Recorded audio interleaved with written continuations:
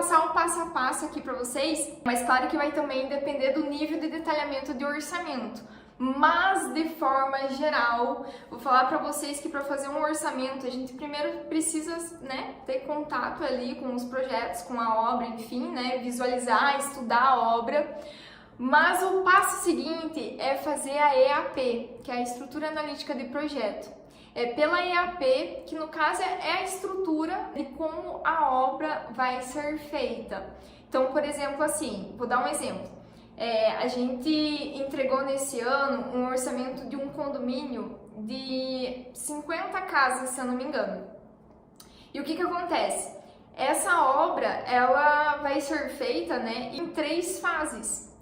Então, para ter controle sobre esse orçamento, o que a gente fez? A gente fez o orçamento dividido realmente na fase 1, como vai ser, o que vai ser feito na fase 1, posteriormente o que vai ser feito na fase 2 e posteriormente o que vai ser feito na fase 3, justamente para ter controle daquelas fases, né, durante a execução.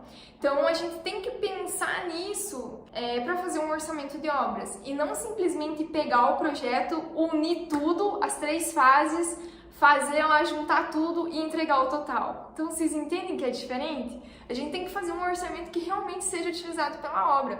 E eu trago isso aqui, que é um exemplo muito bom para vocês entenderem o porquê da importância da EAP. Então a gente pensa na obra antes de fazer o orçamento, né? Em como a obra vai ser feita. Então essa é a estrutura analítica de projeto.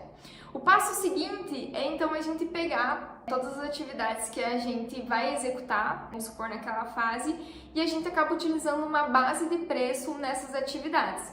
Então a gente consegue filtrar, a reboco vai custar isso, então a gente tem essa base de preços e aí a gente acaba analisando depois disso como que fica o orçamento. Então a gente pegou as atividades, planejou, estruturou bonitinho lá, colocou a base de preços e a gente consegue analisar o que naquela obra impacta. Qual é o custo, quais itens que a gente precisa prestar atenção para conseguir economia na obra.